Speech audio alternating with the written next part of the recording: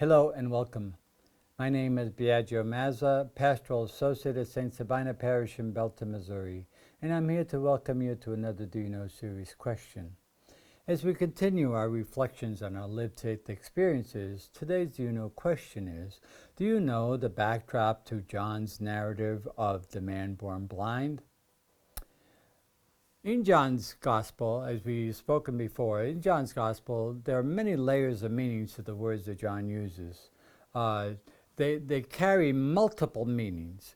In this particular narrative, which is proclaimed on the fourth Sunday of Lent in lectionary year A, in this particular narrative, there's a constant contrast between blindness and sight, also darkness and light.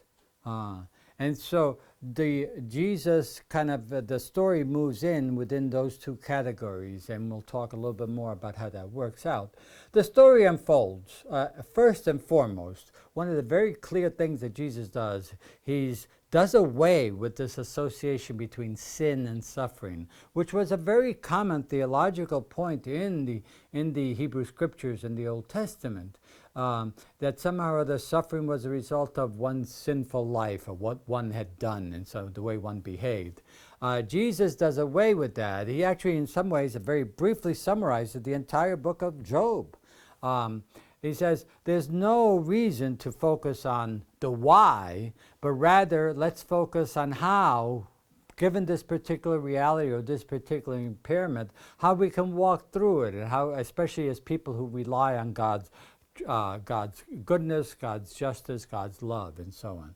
And so he sees the impairment as an opportunity to manifest God's power, in other words. And actually, the miracle is very brief, and it's a man who's born blind. He becomes a new creation, can see again in and through the power of water that Jesus commands him to go bathe, and so on, and mixes saliva with mud, and so on. So the very simple and direct, but that miracle leads to a whole series of interrogations in the rest of the story. As a matter of fact, the interrogations seem to be much more significant and important than the actual miracle itself. Why? Because the first interrogation is by the people themselves who had experienced this man as being blind, and now they see him as being able to see, and so they inquire and interrogate him about it. Then you had the Pharisees coming along, and they're discussing the question of the miracle and whether Jesus is one from God or from Satan, because he cured on the Sabbath, and that was a really questionable thing for them. Then there was the questioning. They brought in the parents, and they questioned the parents. And the parents responded with fear and trepidation because they were afraid that if they affirmed Jesus, they would be thrown out of the synagogue. And then finally, the man is called back again by the Pharisees to inquire about what his belief with regards to Jesus is. And the man affirms belief in Jesus coming from God. And the Pharisees react negatively, and they expel him from the synagogue. So the man comes to a gradual movement in his conversion process and deeply in his awareness of who and what Jesus is. First, he refers to Jesus as the man who cured me. Then he refers to Jesus as a prophet. And then he ultimately comes to the awareness that Jesus must be coming from God.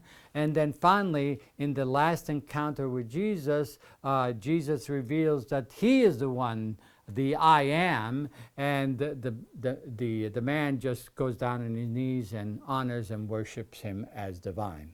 And so the whole story is a movement from blindness to sight, but deeper, from spiritual blindness to religious insight. So this was true for the man, but certainly not true for the Pharisees, who play a key role in this story. The one who was blind now can see, and see deeply, both physically and spiritually, and those who could see, who can see, are blind. They refuse to see and accept Jesus for who and what he is. We have to be very careful here of anti-Jewish sentiments that may come in here, especially with regards to the Pharisees and their stance, because all the people involved in the story are all Jews. It's not Jews and Christians. They're all Jews. So it's an in-house disagreement over the person of Jesus and who Jesus is in their lives. The blind man, therefore, is symbolic of all disciples. We must be on a continual conversion process where we open our eyes and deepen our awareness of who and what Jesus is and what we are called to as disciples.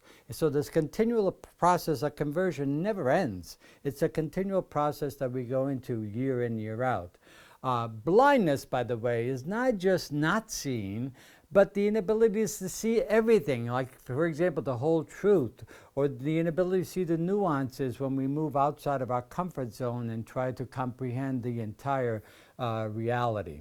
And so this whole movement, this whole gospel focuses on that movement from blindness to insight, from spiritual blindness to religious insight. And it's the role of what we are all called to as disciples. So I hope this has helped to explain just a bit of the backdrop to John's narrative of the man born blind, and I hope you'll return again to more Do You Know series questions as we continue to delve into the Scrutiny Sunday readings. Thank you very much.